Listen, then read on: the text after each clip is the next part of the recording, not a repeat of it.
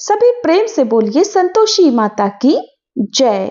आज सुनिए शुक्रवार व्रत की संपूर्ण कथा। कथा के अनुसार एक बार एक बूढ़ी माई थी। उनके 7 बेटे थे, जिनमें से 6 कमाने वाले थे, एक निकम्मा था। बूढ़ी माँ 6 बेटों के लिए भोजन बनाती और जो कुछ जूठन बच जाती वह 7वें बेटे को दे दिया करती। वह मन का बड़ा भोला भाला था, इसलिए कुछ भी विचार नहीं करता था। एक दिन वह अपनी पत्नी से बोला, देखो मेरी माँ को मुझ पर कितना प्रेम है। तो उसकी पत्नी बोली, हाँ हाँ क्यों नहीं, सबका बचा हुआ जूठा जो तुमको खिलाती है। तब वह बोला, नहीं ऐसा नहीं हो सकता, मैं जब तक अपनी आंखों से ना देख लूं मान ही नहीं सकता। पत्नी ने हंसकर कहा, देख लोगे तब तो मानोगे। फिर कुछ दिनों के बाद त्योहार आया। घर में 7 तरह के भोजन और चूरमे के लड्डू बने। वह जांचने को सिर दुखने का बहाना करके एक पतली चुनरी सिर पर ओढ़कर रसोई घर में सो गया। वह कपड़े में से सब कुछ देखता रहा। थोड़ी ही देर में उसके 6 भाई भोजन करने आए। उसने देखा माँ ने उनके लिए सुंदर आसन बिछाकर तरह तरह के भोजन परोसे और आग्रह करके उन्हें भोजन कराया। वह लेटा हुआ सब कुछ देखता रहा। 6 बेटे भोजन करके उठ गए। तब माँ ने उनकी जूठी थालियों में से लड्डुओं के टुकड़े उठाकर एक लड्डू बनाया। सारी जूठन साफ करके बूढ़ी माँ ने उसे पुकारा, बेटा 6 भाई भोजन करके चले गए, अब तू ही बाकी है, उठ, तू कब खाएगा। तब वह कहने लगा, माँ मुझे भोजन नहीं करना, मुझे भूख नहीं है, मैं अब परदेश जा रहा हूँ। माँ ने कहा, कल जाता हो तो आज ही चला जा। वह बोला, हाँ हाँ आज ही जा रहा हूँ। ऐसा कहकर वह दुखी मन से घर से निकल गया।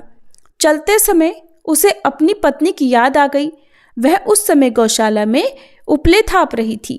वहां जाकर वह बोला, हम परदेश जा रहे हैं, कुछ समय के बाद आएंगे, तब तक तुम यहाँ ध्यान से रहना। तब उसकी पत्नी बोली, आप खुशी से जाइए, हमारी चिंता मत कीजिए, यहाँ हम भगवान के भरोसे हैं। आप अपनी कोई निशानी मुझे दे जाइए ताकि मैं तुम्हें याद करती रहूं, और तुम भी मेरी कोई निशानी ले जाओ ताकि तुम भी मुझे कभी ना भूलो। तब वह बोला, मेरे पास तो कुछ नहीं है, ये अंगूठी है, यही ले लो और अपनी कोई निशानी मुझे दे दो। वह बोली, मेरे पास क्या है, ये गोबर भरा हाथ है। ये कहकर उसकी पीठ पर उसने गोबर के हाथ की थाप मार दी। फिर वह वहां से चल दिया। चलते चलते दूर देश पहुंच गया। वहां एक साहूकार की दुकान थी। दुकान पर जाकर वह कहने लगा, भाई मुझे नौकरी पर रख लो। साहूकार को जरूरत थी। वह बोला, रह जा। लड़के ने पूछा, तनख्वाह क्या दोगे। साहूकार ने कहा, काम देखकर दाम मिलेंगे।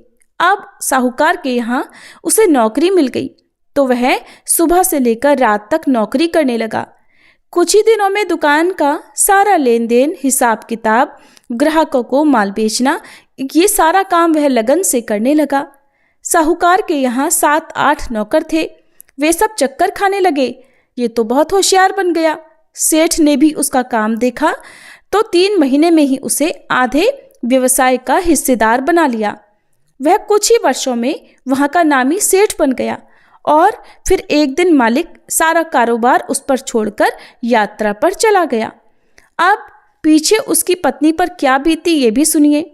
सास ससुर उसे दुख देने लगे। सारी गृहस्थी का काम कराकर उसे लकड़ी लेने जंगल में भेज देते। इस बीच घर के आटे से जो भूसी निकलती उसकी रोटी बनाकर रख दी जाती और फूटे नारियल की नारेली में पानी भर दिया जाता और उसे दे दिया जाता। इसी तरह दिन बीत रहे थे। एक दिन वह लकड़ी लेने जा रही थी। रास्ते में बहुत सारी स्त्रियां संतोषी माता का व्रत करती दिखाई दी। वह वहां खड़ी होकर कथा सुनने लगी और पूछने लगी, बहनों तुम ये किस देवता का व्रत कर रही हो और इसको करने से क्या फल मिलता है? इस व्रत को करने की क्या विधि है? यदि तुम अपने इस व्रत का विधान मुझे समझाकर कहोगी तो मैं तुम्हारा बड़ा एहसान मानूंगी। तब उनमें से एक स्त्री बोली, सुनो, ये संतोषी माता का व्रत है। इसको करने से निर्धनता और दरिद्रता का नाश होता है, घर में लक्ष्मी आती है, मन की चिंताएं दूर होती हैं, घर में सुख होने से मन को प्रसन्नता और शांति मिलती है। निपुति को पुत्र मिलता है। पति बाहर गया हो तो शीघ्र घर आ जाता है। कुंवारी कन्या को मनपसंद वर मिल जाता है। राजद्वारे में बहुत दिनों से मुकदमा चल रहा हो तो वह खत्म हो जाता है। कलह क्लेश दूर होकर घर में सुख शांति का वास होता है। घर में धन जमा हो जाता है। पैसा जायदाद का लाभ होता है। रोग दूर हो जाता है और जो कुछ मन में कामना हो वह सब संतोषी माता की कृपा से पूरी हो जाती है, इसमें कोई संदेह नहीं। तब वह पूछने लगी, बहन ये व्रत कैसे किया जाए ये भी बताओ तो बड़ी कृपा होगी। वह कहने लगी, 1.25 आने का गुड़ चना ले लेना, इच्छा हो तो 5.25 आने का लेना या 1.25 रुपये का भी अपनी सामर्थ्य के अनुसार ले लेना। बिना परेशानी और श्रद्धा और प्रेम से जितना भी बन पड़े सवाया लेना। प्रत्येक शुक्रवार को निराहार रहकर कथा सुनना।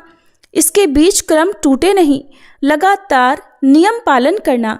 सुनने वाला कोई ना मिले तो घी का दीपक जलाकर उसके आगे जल के कलश को रखकर सामने बैठकर कथा कहना, परंतु नियम ना टूटे।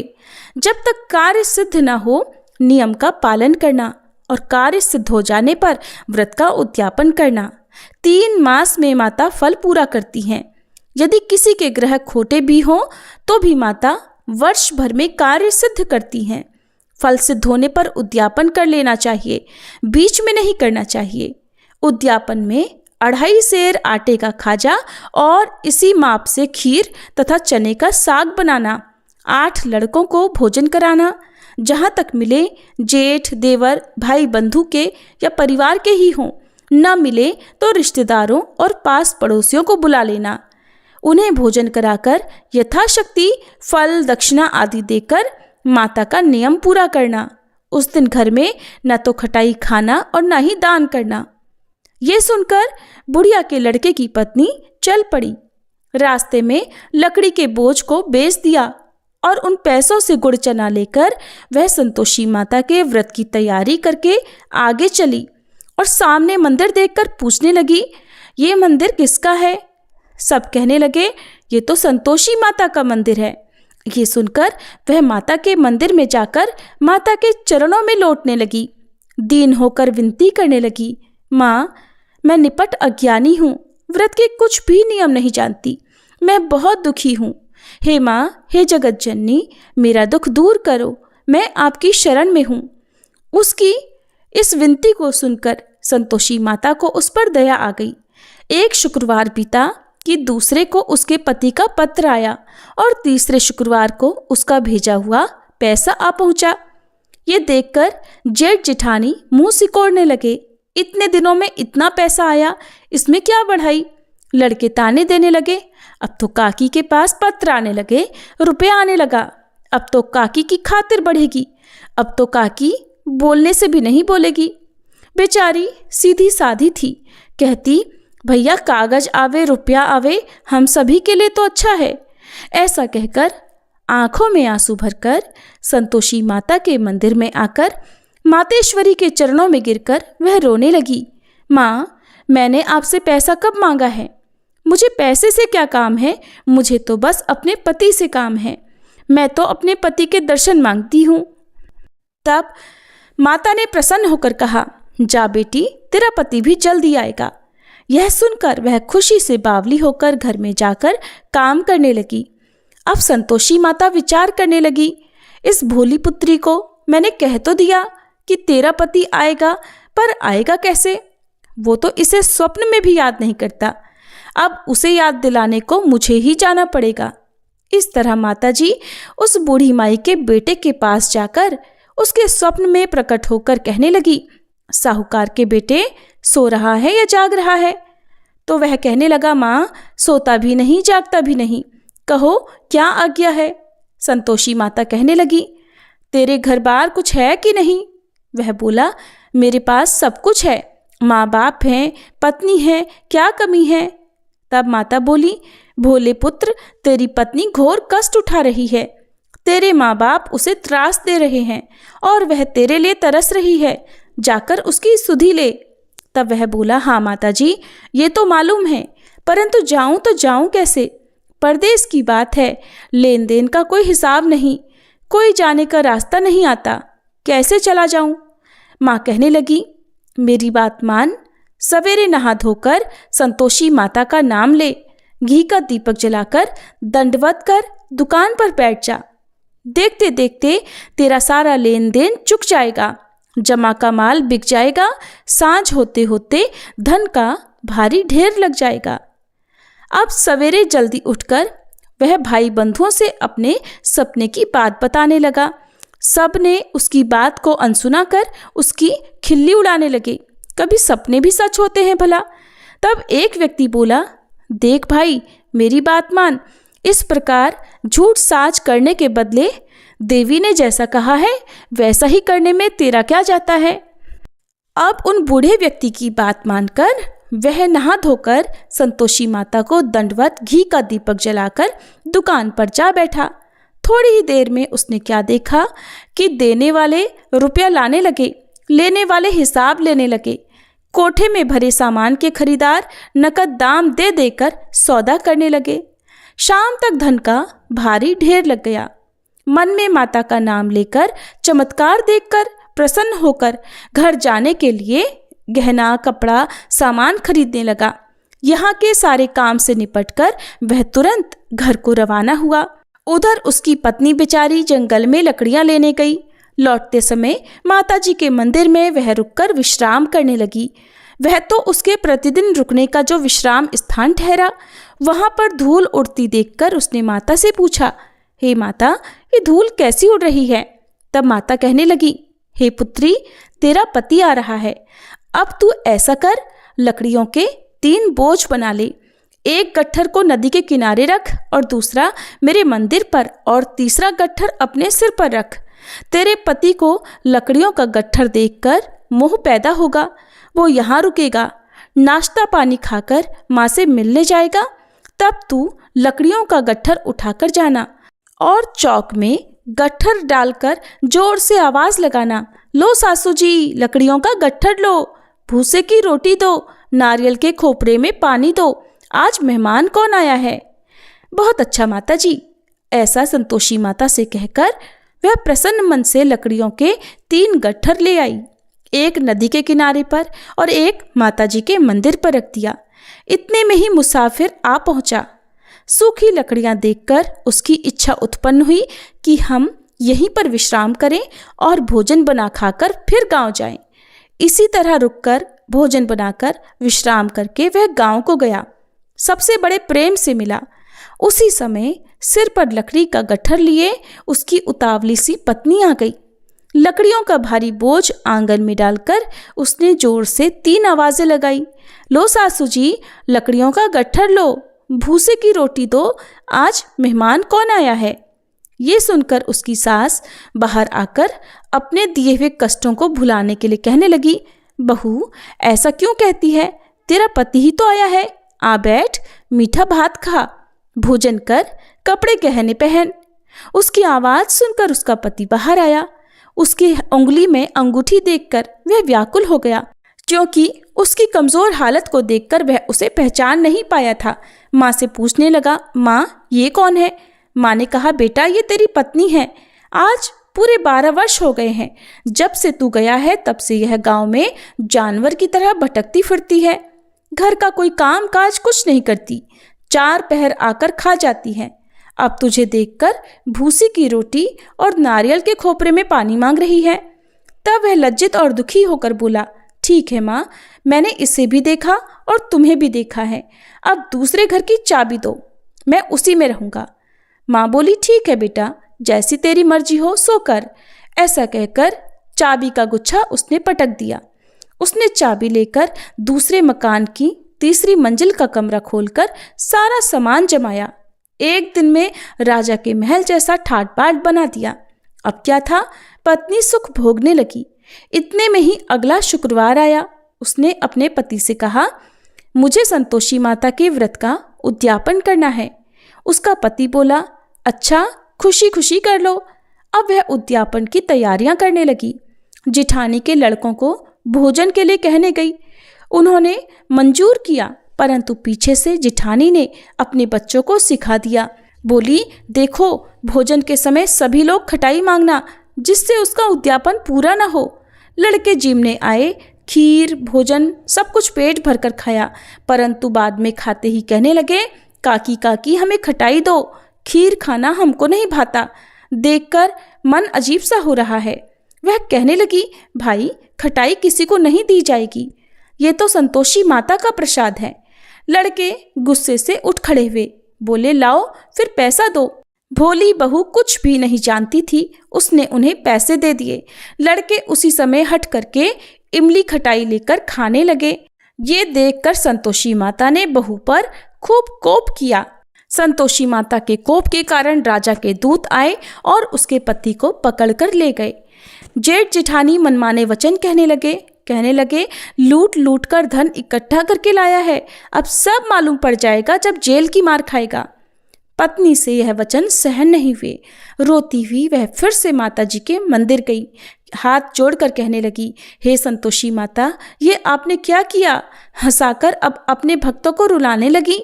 माता बोली, बेटी, तूने उद्यापन करके मेरा व्रत भंग किया है, इतनी जल्दी सारी बातें भुला दी। वह कहने लगी, माता, भूलती तो नहीं कुछ अपराध किया है। मैंने तो भूल से लड़कों को पैसे दे दिए थे, उन्होंने ले जाकर खटाई खा ली, मुझे क्षमा करो माँ, मैं फिर आपका उद्यापन करूंगी। माँ बोली, लेकिन अब भूल मत करना। वह बोली, अब भूल नहीं होगी माँ, ये बताइए वे कैसे आएंगे? माँ बोली, जा पुत्री, तेरा पति तुझे रास्ते में आता मिलेगा। वह निकल गई। रास्ते में उसका पति उसे आता हुआ मिला। पूछने लगी, तुम कहाँ चले गए थे? तब पति बोला, इतना धन जो कमाया है उसका कर राजा ने मांगा था, वही देने गया था। तब वह प्रसन्न होकर बोली, भला हुआ, अब घर को चलो। वे दोनों घर गए। कुछ दिनों के बाद फिर शुक्रवार आया। तब वह बोली, मुझे फिर से माता का उद्यापन करना है। पति ने कहा, करो। बहू फिर से जेठ के लड़कों को भोजन के लिए कहने गई। जिठानी ने एक दो बातें सुनाई और सभी लड़कों को सिखाने लगी कि तुम सब लोग पहले की ही तरह खटाई मांगना। अब लड़के भोजन से पहले ही कहने लगे, हमें खीर नहीं खानी, हमारा जी बिगड़ता है, कुछ खटाई खाने को दो। वह बोली, खटाई किसी को नहीं मिलेगी, आना हो तो आओ। वे नहीं आए तो ब्राह्मण के लड़कों को बुलाकर वह उन्हें भोजन कराने लगी। यथाशक्ति दक्षिणा की जगह एक एक फल उन्हें दे दिया, जिससे संतोषी माता प्रसन्न हुई। माता की कृपा होते ही 9वें मास में उसके चंद्रमा के समान सुंदर पुत्र प्राप्त हुआ। पुत्र को पाकर वह प्रतिदिन माता जी के मंदिर को जाने लगी।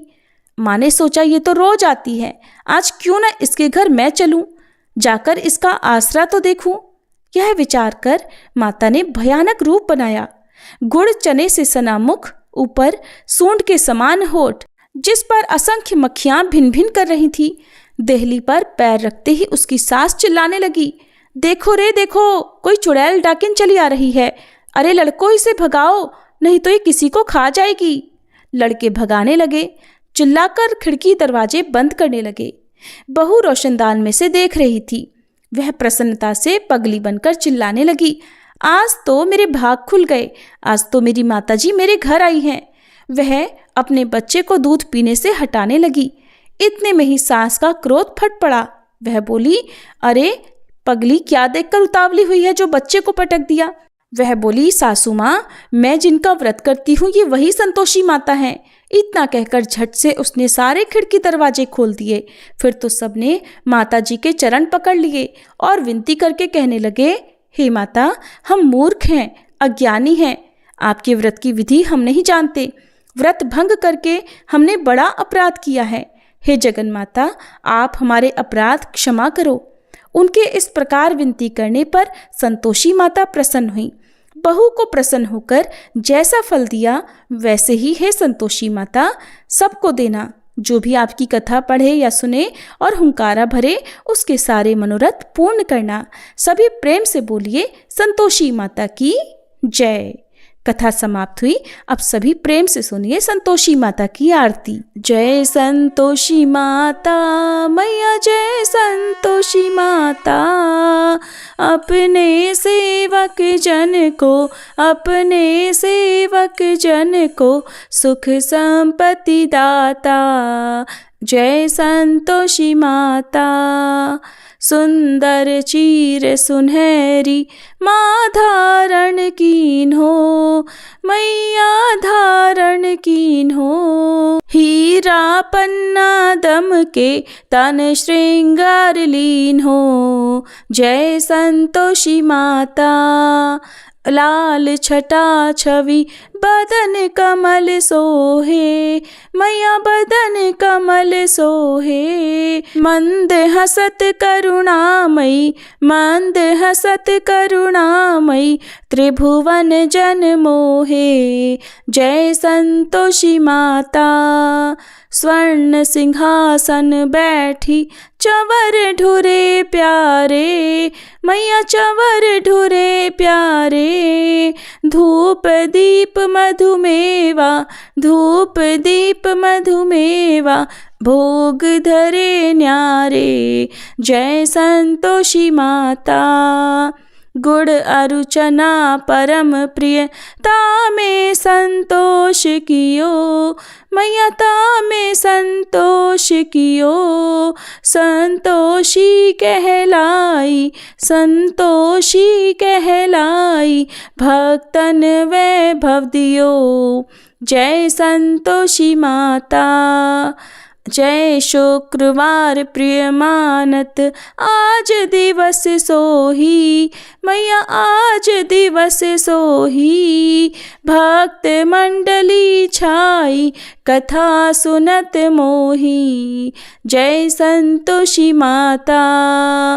मंदिर जगमग ज्योति मंगल ध्वनि छाई, मैया मंगल ध्वनि छाई। विनय करे हम बालक, विनय करे हम भक्त जन, चरणन सिर नाई। जय संतोषी माता। भक्ति भावमय पूजा अंगीकृत कीजे, मैया अंगीकृत कीजे। जो मन बसे हमारे इच्छित फल दीजे। जय संतोषी माता। दुखी दरिद्री रोगी संकट मुक्त किए, मैया संकट मुक्त किए। बहुधन धान्य भरे घर, सुख सौभाग्य दिए। जय संतोषी माता। ध्यान धर्यो जिस जन ने मन वांछित फल पायो, मैया मन इच्छित फल पायो। पूजा कथा श्रवण कर घर आनंद आयो। जय संतोषी माता। शरण गहे की लज्जा रखियो जगदम्बे, मैया रखियो जगदम्बे। संकट तू ही निवारे दयामयी अम्बे। जय संतोषी माता।